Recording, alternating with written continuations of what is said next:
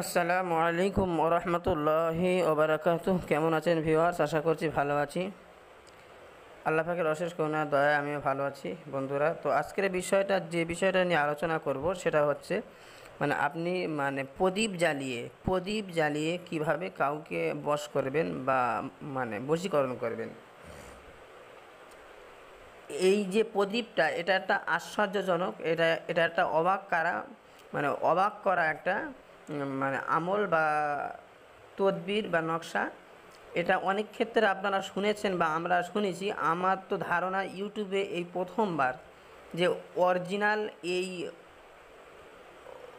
প্রদীপের যে তাবিজটা বা আমলটা আমিই দিচ্ছি। তো ইউটিউবে আমি অনেক ঘেটে ঘেটে দেখেছি, আমার তো ধারণা হয় না যে এই তদবির এর আগে কেউ দিয়েছে। তো আসুন আমরা জেনে নেব যে এই কঠিন তদবিরটা কিভাবে সম্ভব। এই কাজটা যদি আপনারা ঠিকঠাকভাবে করতে পারেন, তো আমার যা ধারণা বা আশা আল্লাহ পাকের উপরে, যে আল্লাহ পাক এই কাজটা 100% সাকসেসফুল আপনারা হতে পারবেন, বা এই কাজটা যদি ঠিকঠাকভাবে করতে পারেন কাজও অবশ্যই হবে, আপনারা সফলতা পাবেন, এটা আমার আশা বা কামনা।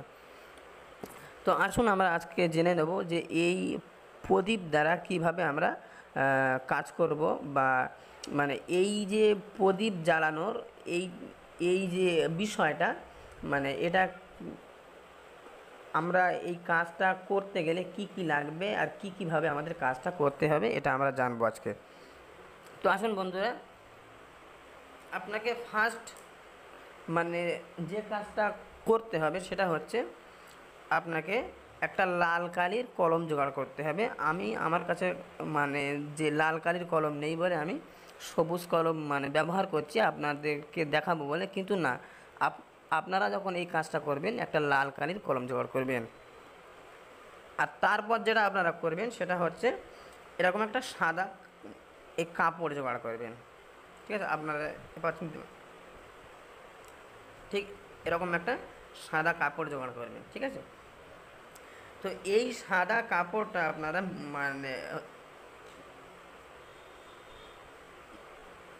ব্যবহার করবেন। দেখুন আমি কিভাবে করছি। এটা একটা লাল কালি দিয়ে করবেন অবশ্যই। ঠিক আছে, আমি অবশ্যই বলবো, কারণ লাল কালি ছাড়া এটা হয় না।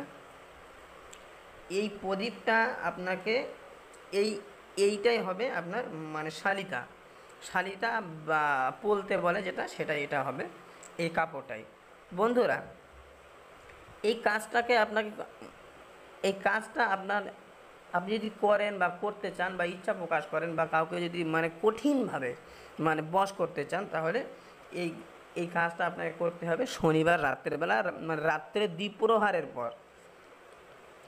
আপনার যে কোনো শনিবার আবার সেদিনটা আমাবস্যা হবে।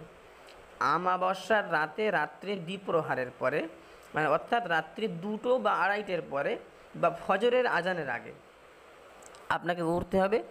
উঠে আপনাকে গোসল করতে হবে। আপনাকে গোসল করে কোনো একটা ঘরে, সকাল থেকে আপনি সেই ঘরে কাউকে যেতে দেবেন না।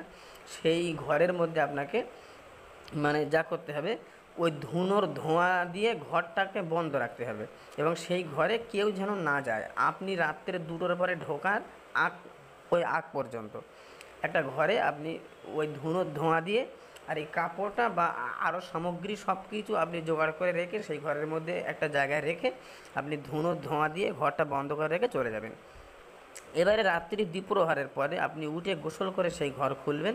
খুলে সেই ঘরের মধ্যে আপনি আপনি যাবেন। আপনি গিয়ে যে 2 রাকাত নফল নামাজ পড়বেন। তো নামাজ পড়ার পরে আপনাকে যেটা করতে হবে সেটা হচ্ছে যে এইবারে 100 বার যে কোনো দরুদ শরীফ তেলাওয়াত করে নেবেন।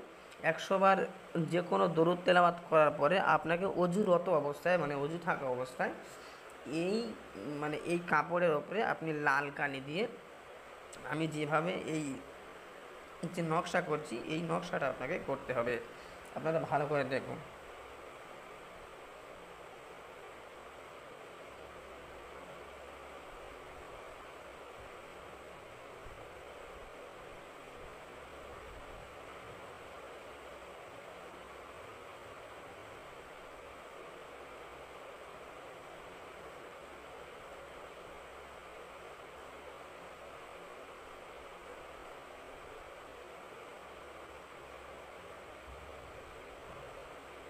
এই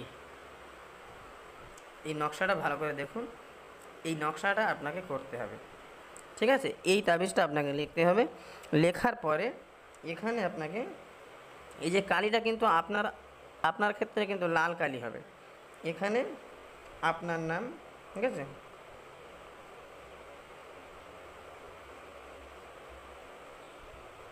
এখানে আপনার নাম হবে, ঠিক আছে। তারপর আপনার মানে পিতার নাম, পিতার নাম, তারপরে আপনি যাকে বশ করতে চাইছেন, আপনি যাকে বশ করতে চাইছেন, ছেলে বা মেয়ের নাম, ঠিক আছে,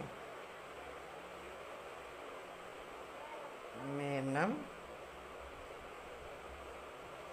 তার মাতার নাম, তার মায়ের নাম, মাতার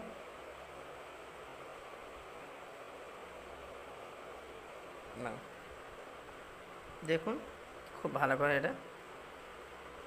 এইবারে আপনাকে যেটা করতে হবে সেটা হচ্ছে এটাকে আপনি এইভাবে ভাঁজ করতে, মানে এই সাইড থেকে ভাঁজটা শুরু করতে হবে। এই এই সাইড থেকে ভাঁজটা আপনাকে শুরু করতে হবে, ঠিক আছে।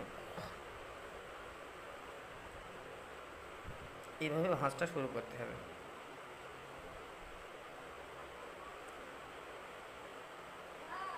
এইভাবে ভাঁজটা শুরু করতে হবে।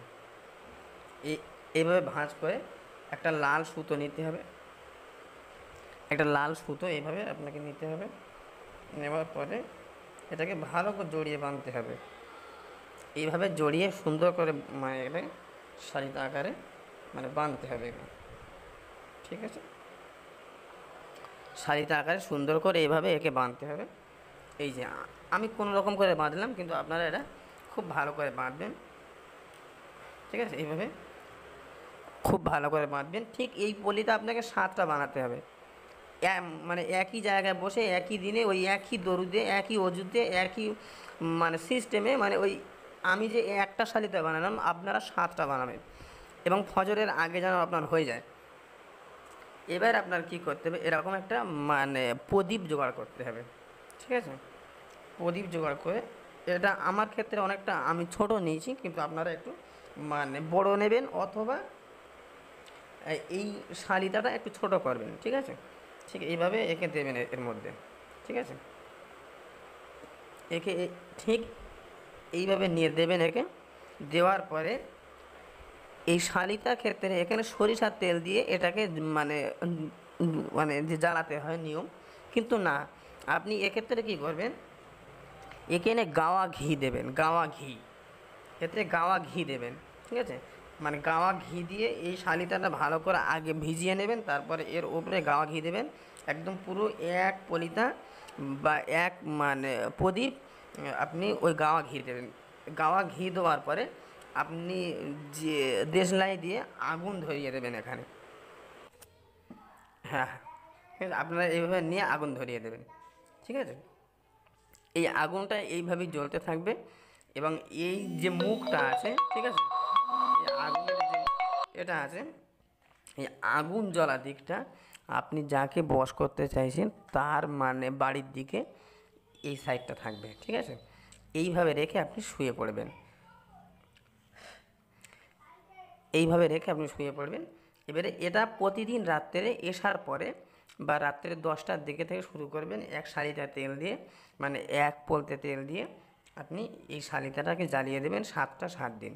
ইনশাআল্লাহুল আজিজ, আল্লাহ পাক যদি চায় দেখবেন 7 দিনের মধ্যে আপনার যে আশিক, আপনি যাকে চাইছেন, অবশ্যই সে আপনার মানে প্রেমে পাগল হয়ে আপনার কাছে ছুটে আসতে বাধ্য। 100% গ্যারান্টি আছে কাজটা, আমি কাজটা অনেককে দিয়েছি, তারা করেছে, তাদের ফলাফল ভালো হয়েছে। আপনারাও করুন, ইনশাল্লাহ এটা মানে খুব ভালো ফল আছে যদি ঠিকঠাকভাবে করতে পারেন।